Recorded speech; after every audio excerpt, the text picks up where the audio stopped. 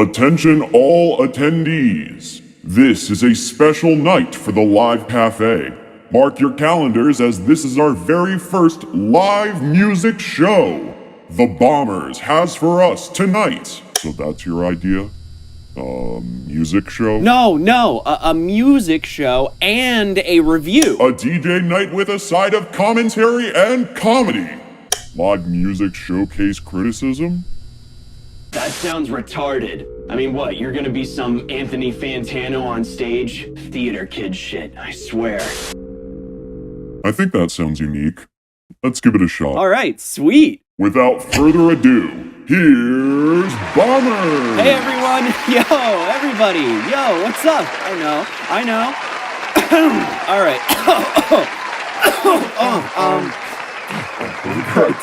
This is KHAI. He's an underground rap artist from Uruguay. He started making music in 2020 at 14 years old, making beats and mixing for local artists. KHAI has a wide reach of inspiration, ranging from punk rock bands such as The Smiths, Sex Pistols, Ramones, The Clash, for his more alternative-inspired work, whereas artists like Juice WRLD, Yeet, and Young Thug are often cited as his most consistent inspirations for his long-term underground trap-oriented music production. He also expresses a general appreciation and enthusiasm for local artists and underground music in Spanish like Cero Asterisk. This one right here, I'm just going to text-to-speech that one because I don't want to mispronounce it, because I feel like doing that fucking stupid joke that YouTubers do where they're like, oh, I can't pronounce the thing, and they deliberately say it like mispronounced. I feel like that's just culturally kind of insensitive. That's like really stupid. Don't fucking do that. Cluster, One Lulo, Pablo XO, among others. If KHAI sounds like a familiar name to anyone tuning in, that's likely because around 1 to 2 years ago, before he had deleted a majority of his discography, he was kinda a sizable name in the underground rap scene, the reason for that being nu jazz. So, you like jazz? Nu jazz is a recently emerging underground trap/hip-hop subgenre, one that can sometimes be categorized into plug and B. It's characterized by whimsical, bouncy trap beats, owl bass, and freeform vibes, hence the jazz of it all. The wave was majorly pioneered by producer Amir Prod, whose production style really cracked open the floodgates for artists like Razi, Venny, 800 Points, and Lunchbox to shape the trajectory and expose this new sound to the masses, mostly through popularity on TikTok. But, you know, nu jazz made me realize that sometimes it is not all about the product as a whole, but more about the way you communicate it. KHAI wasn't necessarily the first or even second to ever hop on a nu jazz beat, but he was definitely one of the earliest contributors, which he took full advantage of. It was really a fresh sound for him at the time, and he saw a wealth of potential for it. He heavily promoted himself through TikTok and made connections with producers that understood his unique vision for his take on the subgenre, along with getting in contact with similar smaller artists to bridge into the communities. One of the most long-lasting artist relationships/friendships being KHAI's connection to an artist known as Sin. I'm a changed man, not the same dude I was rocking with. In my head, I'm feeling good, but I'm like, go again. Sin is an artist who got his start in 2019 after getting his hands on an FL Studio crack from a friend of his. Most of his early experimentation was uneventful, with no real long-term goal or sustained effort to learn the software. This is what scientific experts categorize as just doing some bullshit for real. Precisely. However, after about a year of aimlessly toying with FL, Sin started to see genuine improvement and decided to start taking it at least somewhat seriously.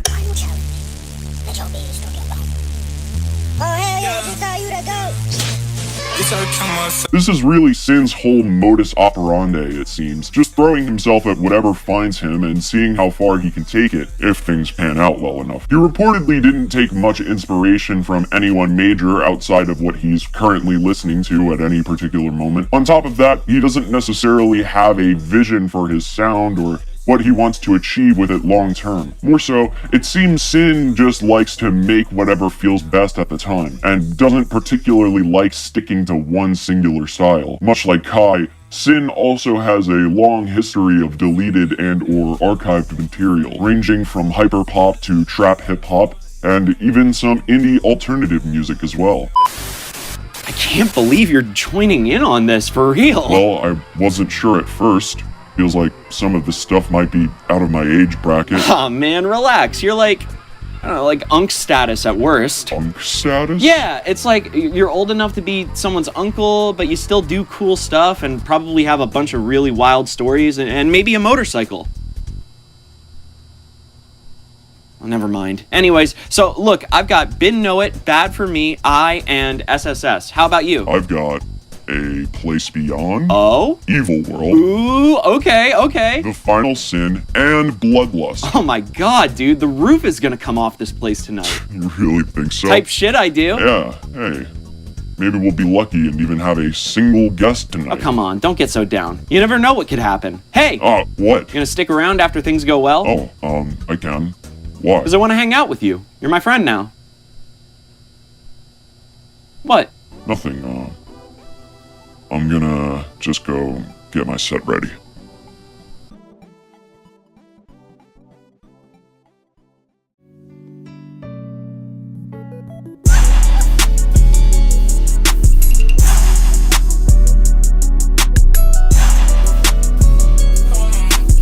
Place Beyond is undoubtedly a breakout album for Sin, released on May 30th of 2025 with an impressive list of 12 tracks. To this day, it's still the most extensive project Sin has published publicly. It's 19 minutes of pure, unfiltered him, and there's no other way I'd have it. If you asked me, A Place Beyond is the perfect introduction to anyone curious about delving into Sin's discography. In terms of sound, it displays a wide variety of moods, subgenres, and lyrical style. And speaking of lyrics, each song manages to bring forth a fun and lighthearted, yet equally enticing and iconic artist caricature. Put simply, Sin is an extremely underrated artist lyrically. Yes, even within the niche within the niche which he operates in the sense that you can clearly pinpoint where he draws most of his inspiration from, but in a wholehearted way that doesn't compromise the listening experience. That being said, you definitely will feel right at home if you're already a fan of artists like 800 Points, Yeet, Ian, etc.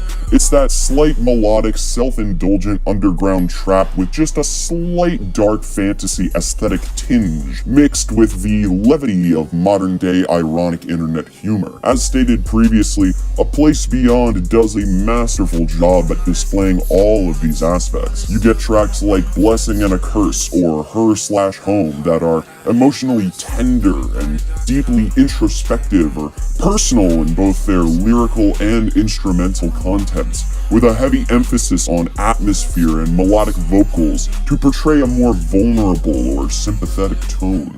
I want my own to be hard, but I want my own to be just. I just wanna live this shit, I wanna fly out like a bird.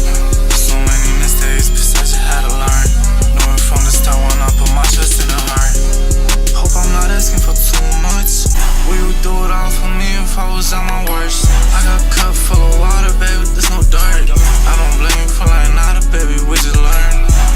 You only live once, so no we can hurt. Lesson and a curse. Then, sandwiched right in there, you'll also have tracks like King, Edge, or Guapaquette. I'm the best coach, put me in. I ain't never fuck with Indians, but it smell like shit. I got etiquette for money, call it Guapaquette. That fully display the more confident and dynamic aspects of Sin's personality and lyrical prowess. King especially being one of my personal favorite Sin songs of all time. Fuck it, I like better bad, I just let her kick. I'ma roll another one and save it for my bitch. She said she don't like me, hold like who the fuck you is? I'ma just go kill myself, it is like what it is. This sounds like if Rubber Ducky could make a SoundCloud song. She says she don't like me, ho, like who the fuck you is? I'ma just go kill myself, it is like what it is. Real shit, yo. Hey, wait, hold up. Hold up. What? You're not for real, are you? No, I'm not for real. You're not for really? No, I'm not for real. Why are you making that face? I don't have a face. Okay, but you have eyes, and I can see your, like, general sense of expression with them. Also, the long pauses you take when you look at me like that. I'm not gonna kill myself, alright? We're talking about goddamn SoundCloud music. Ooh, SoundCloud music. Yeah, whatever you say, Unk. Anyways, I'm gonna go start my set for the next segment. BNKNWT is an extremely similar breakout release for KHAI, in that this album is a similarly structured grab bag of all the different moods, subgenres, and lyrical styles the artist can pull off, while simultaneously showcasing his artistic persona. I feel like the evolution here is insanely parallel. Sin and KHAI are truly two sides of the same coin. That being said though, KHAI is far from just an extension of Sin's musical style. In fact, in a lot of ways, I would say he's kind of the polar opposite. Sin's vocal style is like how do I describe it? Like a strong and heavy march, whereas KHAI is much more of an energetic, powerful, gliding sprint. He has a much lighter and sharper vocal style that lends itself well to the faster-paced, high-octane beats that have a heavier emphasis on synths. Electric is the best way I can describe it. BNKNWT is absolutely chock full of energetic, poppy songs that always manage to get a little jiggy out of me, I must admit, and never overstay their welcome. You can definitely see how the new jazz influence is still seeping its DNA into KHAI's distinct sound and style. Every single track on this album has some really nice bounce to it. You know, it's like when you got some like genuine, I'm talking like real enormous butt clapping on your like penis. The way KHAI uses enunciation, moving like Draco Malfoy when he needs to pronounce the P in Potter, and when you pair this vocal style up with the absolutely legendary beats provided by producers like Yuri, oh my god, how do I pronounce this? DX, Neil Dior, and Jank, results in an album that won't be able to keep you in a chair. Songs like Sideways, ETA, Jump Out, that just put your brain in the state of I need to start jogging fucking immediately. Just have a listen. Yeah, pull up, baby, open the legs for me. Ride with my gun and conceal. As you know, I like it crazy, like a jealous. Right Balenci, right my jealous. Right designer, I got hella. Double R, get damn umbrella. Pilot tell me what's the ETA, cause bitches want me now. Yeah, cause bitches want me now for real. Yeah, jump out of VD, in jail. Cut the top of see to the sky while I'm gigged.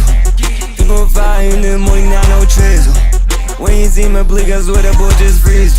It's also saying something that this album is really able to fly by your ears with some good structure and pacing because of how long the thing is. 17 tracks and almost 30 minutes worth of music is nothing to scoff at. And I think a lot of that has to do with the variety too. I know I mentioned producers earlier, but the beat selection here is just top tier in my eyes. The way KHAI never lets you get bored with his vocals is the same way that the producers he works with never let you get bored with the sound and style of the backing track. Yuri especially snapped on this album. I need to listen to more artists they've made beats for. Some of my favorites being Woke Up, Figure It Out, and Jump Out. They definitely have a signature synth lead focused electronic high octane / heavy snappy drum style. But even with that, they're able to convey a wide array of different moods, and they aren't shy about stepping out of that style as well. I don't know, man. All in all, BNKNWT is just a solid ass time, and I feel like any more praise from here would just be overglazing or repeating myself. So I'm just gonna say, go check it out on Spotify for yourself and end it off here so I can pass it back over to Gray.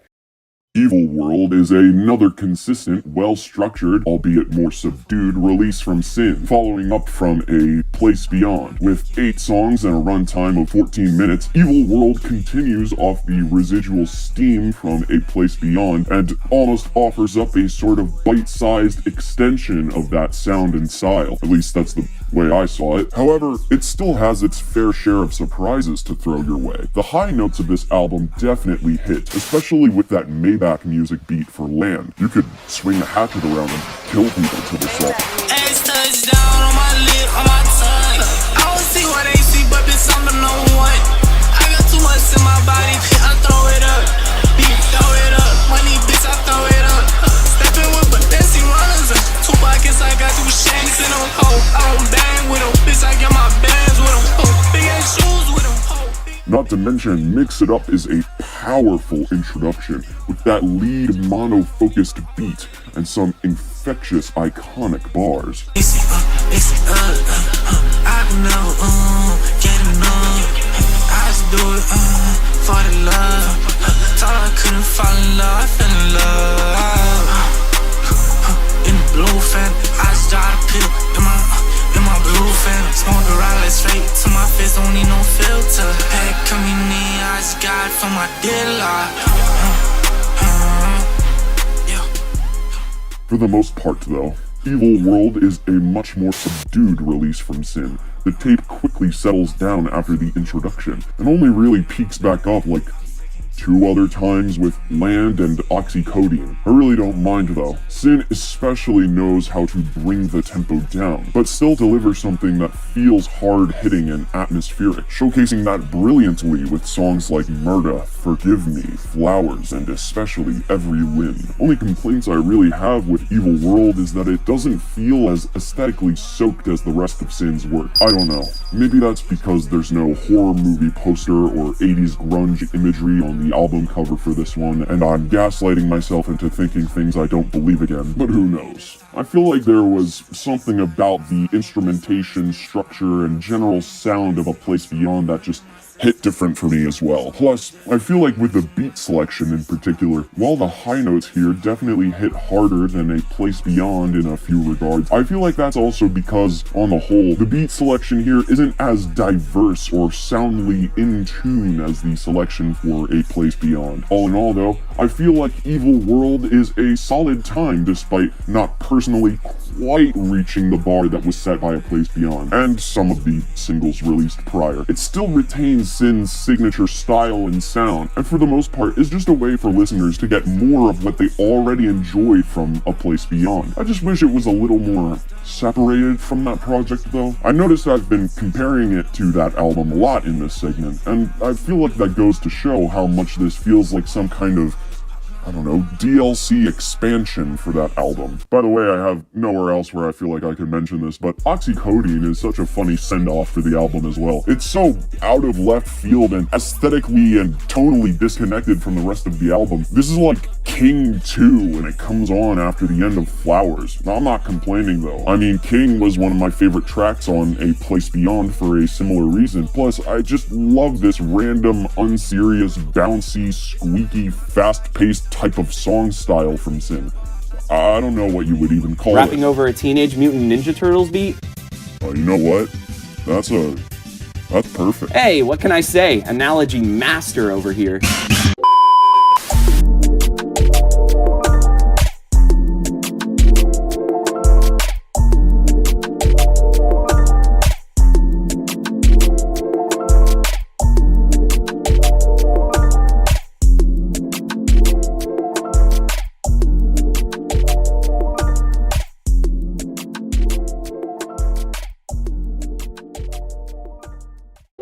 Similarly, Bad for Me isn't necessarily my favorite release from KHAI either. It's not abhorrently bad or even necessarily middle of the road in terms of sheer objective quality. I don't think it's particularly what I'm looking for in terms of KHAI's music, and that's partially because I know what he's capable of after extensively browsing his catalog. The most uncharitable thing I can say about this project is that it feels like pieces of it are trying to placate to the net spend Osama-san beat slop shit that's been thrown all over Instagram Reels and TikTok as of late. Like, you know what I mean, dude? Like, no holds bar here. I think artists like Netspend, Osama-san, and especially most of the opium dick-eating community make music for drooling e-thug losers who think putting a melody or any semblance of structure in your song is some kind of dick-sucking faggotry. Alright, okay. I know I'm getting a little unhinged with, but I'm so harsh on this topic because independent/underground music, and especially underground rap, already gets a bad enough rep as it is. And having most of the biggest representatives for the underground scene being people who, quite frankly, just make noise that's only topical for a week to a month at best on TikTok does more harm than good. Maybe that whole can of worms is a subject for another video though. As much as I love being a bitch and complaining about stuff on the internet that doesn't matter, I still got albums to review here. To put things in a more positive light, Bad for Me is definitely one of the better examples of this noisy, scattered, freestyle sound that I've experienced. Songs like Outside, Problem, and It Ain't Normal do a great job of blending KHAI's signature sharp vocal style and sound structure with more unconventional, dense, overly aggressive, and heavily layered productions. You still have surprise tracks in here like Taco Fall and Don't Regret a Thing that return to the original style and wouldn't feel super out of place in an album like BNKNWT. Oh my god, I'm so dehydrated. Do I take a break and drink water, or do I, like, make myself suffer? The track list here isn't necessarily bad, and it's got its fair share of home runs that I regularly come back to. I think it's also valuable that KHAI has something like this that's more digestible, quote unquote, or in line with the kind of sound you'll experience on a whim with this scene. It's a good way to ease people in and bridge them into your more unique projects. That being said though, this is definitely far from the best KHAI has to offer, and that's even counting his early archived/deleted work. I think the biggest problem for me in this one is repetition. A lot of the songs here, in terms of their production and vocals, just sort of blend together for me. Aside from a few cracks, it's really just one straight line through all of these. One tempo, one mood, one sound style, over consistency to a fault, really. There's always some synth bumping and pulsing in and out at the same BPM with a 4-second drum loop that gets spammed across the entire runtime. There's also always a chorus where KHAI says the same 5 words like 8 times in a row. And while we're at it, the lyrics rarely feel properly integrated with the beats. Like in most of these, it feels more like he's trying to scream over them in a desperate attempt to get everything to fit together. Plus, it doesn't help that aside from like 4 or so, the beats here just aren't interesting or catchy enough to listen to on their own. And they all follow such a similar structure that they just blend together in your head. I don't want to end off things too negatively here though, so I'll say this. I think despite its shortcomings, Bad For Me is an interesting and healthy addition to KHAI's discography at the moment. And even though it didn't particularly click with me, I know a lot of people who do enjoy this type of sound. I'm also happy to see that this experiment hasn't wildly changed the trajectory of his music, and that KHAI is continuing to placate his strengths as an artist, those strengths being his energy, his vocal ability, and his versatility, more so than what his perceived target audience wants from him. We'll get to see all that in action when we talk about his most recent releases, but before we get to that, I'm gonna pass it back over to Gray for The Final Sin and Bloodlust.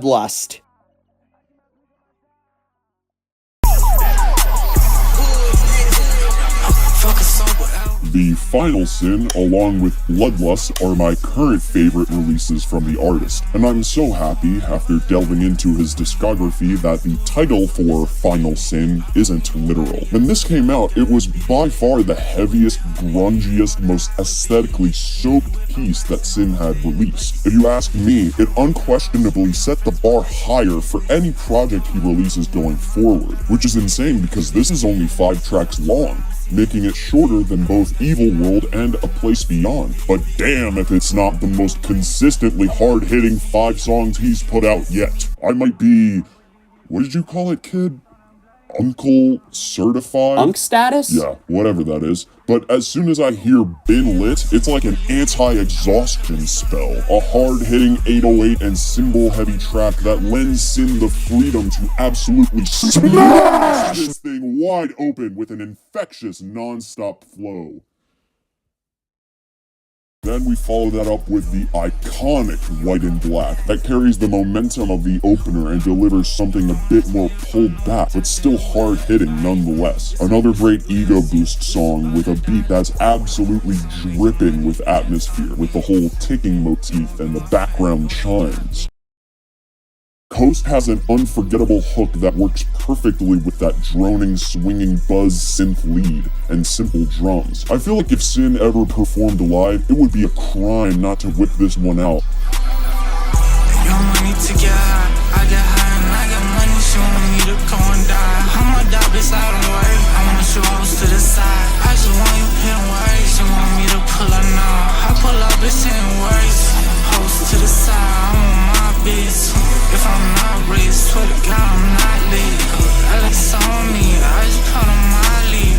She said I ain't seen it, bitch I never got it. Then Names comes in and gives us this slow drag down with heavy, dark, spaced out synths and sporadic chimes, while Sin keeps a low tempo throughout the entire runtime. Shit sounds like you're, swerving that whip down to go slime someone. Yeah! Oh, did I use that one correctly? Hell yeah! Shit was tough! Oh, okay. Sweet.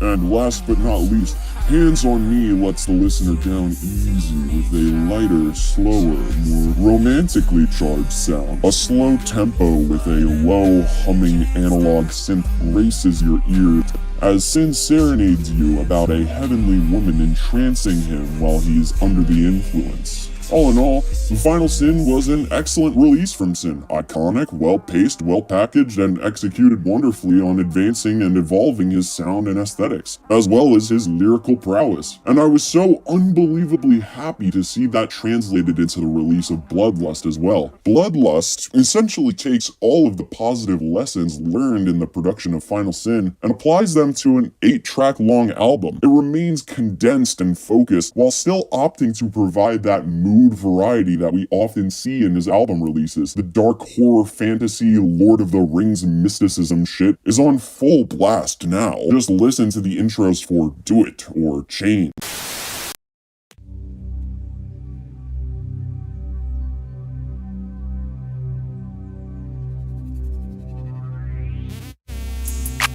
Trench money.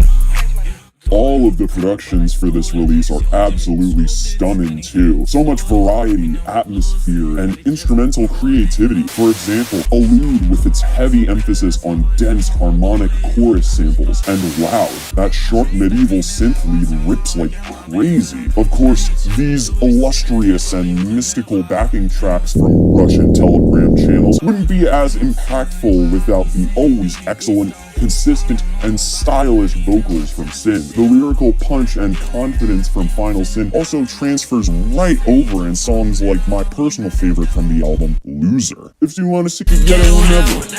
Couple pills in my Sprite make me better. For your own man, bitch, I'm better. Almost 40, but I'm back and I'm better. Minus 30 in the bed when I'm sweating. If you want to sick it, get it whatever. If I can offer any major points of criticism, I'd say that this is definitely one of the more lyrically repetitive projects Sin has put out. For the most part, I feel that this aspect lends well to the structure of the instrumental side of the project and also provides a lot of tunes that don't take long to worm themselves into your brain, but sometimes it can be a bit of a drag when you're stuck on a flow that's overstaying its welcome. My absolute least favorite track on the album is Sprite, exactly for that reason. Only really 2 flows in here that Sin switches between, and while the production is really nice, you know, it's got some spunk to it, a little character, it's really not enough to save the track for me. Thankfully though, that's only 1 out of 8 I would willingly skip upon a replay. The variety in mood and sound comes back too from projects like A Place Beyond, going from fun, bold, and enticing tracks like Do It, Loser, or Boosie to mysterious, alluring ones like Allude or Change, or even slow-paced and emotional with Oh God, providing a front-to-back listening experience that rarely gets stale. With that, I have not much else to say about Bloodlust other than it's what I thus far consider to be the best project Sin has currently released, achieved via combining the strengths of his previous work, cementing his niche, all while still evolving and pushing.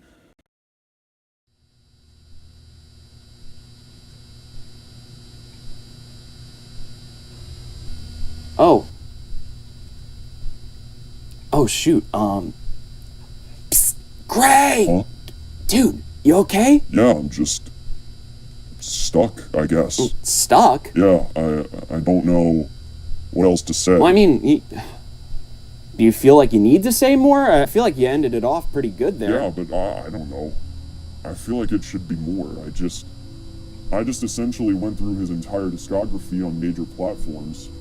I was thinking maybe somewhat of a more grandiose conclusion or something along those lines. Okay, you said he released his greatest album yet. Is that not, like, grand enough? I suppose I'm getting too worked up about it. It's just SoundCloud music. SoundCloud music that isn't available on SoundCloud, but I still get you. Yeah. Yeah, I don't know, I guess that's something I kind of admire about him. Who? Well, Sid, the artist I was just talking about. Like, cemented identity in the things you make, knowing exactly how serious to take it, how much to put into it.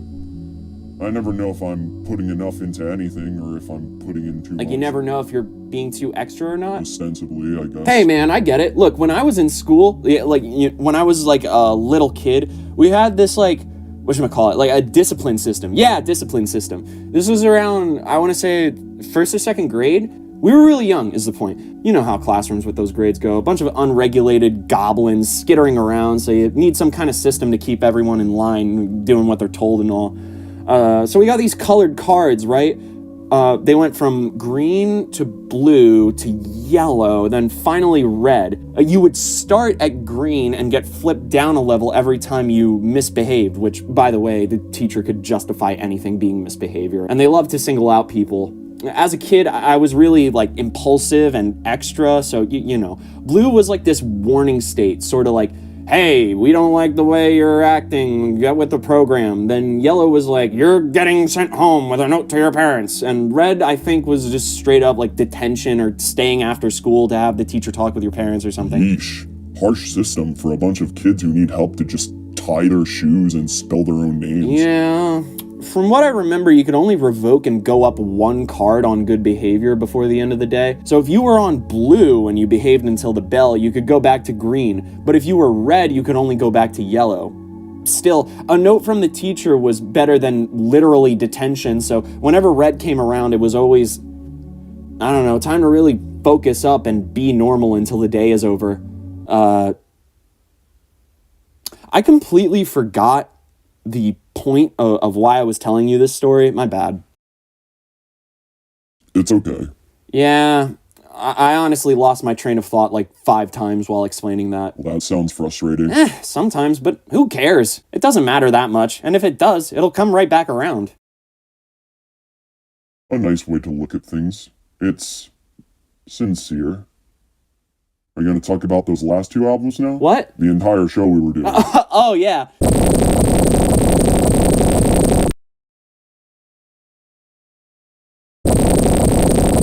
I and SSS, yeah, they're actually more tapes than albums, but they're both really good. I feel as though similarly to what you said about Bloodlust being the best project Sin has currently released, I and SSS both encapsulate some of the best KHAI has to offer in 2 very compact yet equally impactful releases. I'll start with SSS, since this is actually reportedly a collection of older songs by KHAI. Without knowledge of that little factoid, I high-key would have just thought these were current, like, recent releases type shit. Everything compiled here is almost indistinguishable in terms of quality compared to anything I've talked about from the artist thus far. It's a really great little condensed grab bag of high energy songs that really fit the style and sound of KHAI's music before Bad For Me released. Thanks to that, I don't necessarily have anything new in terms of praise I can offer these songs that I haven't already attributed to similar projects I've covered in this video. However, it displays more raw consistency and it's a fun time front to back. Love the beat selection here, especially for Chase, One, and Europe. KHAI rips on all of them like usual, with unforgettable Shakespearean lyrics such as I'm carrying a big ass blick, I call that lil bitch Lizzo, and Call Me Freddy, I been out for 5 night. And of course, it would be a crime not to mention Outside, featuring none other than Sin himself. Now we're changing money changing me. He thought we was brothers, but we enemies. Really know like everything, stop telling me. Double Uzi, GTA, and my shit, bitch, I beam out. I got too much in my body, I don't think I sleep now. Shout out to my brother, without him, I saw I be. I is really interesting though, the shortest project we have to look at for our coverage here, being only a 4-song EP, but I felt it would be appropriate to end on since it displays thus far the greatest evolution of KHAI's music. All of the songs here are really short, but they make up for length and sheer experimental creativity. A real unconventional yet incredibly fitting and unique sound profile for the beat selection here. Take Worst Way with its droning ambience mixed with medieval strings and repeated shuffling drums, or Reachin' with, oh god, oh no, not the stem, not the stem. I has this kind of digital jumbled theming or feeling as you could probably glean from its cover art. See, look at it, it's right here, it's right there, see, look, isn't it weird? What is all that? Anyways, the project reflects this theme lyrically as well. KHAI never sticks to one tempo or style for this project. Even with just 4 songs, he finds tons of little ways to keep you on your toes with creative mixing and editing of vocals. Paired with KHAI's already refined and consistent vocal style, this results in his most memorable and unique projects yet. So go listen to it. I'm tired of recording. Video done. Ooh.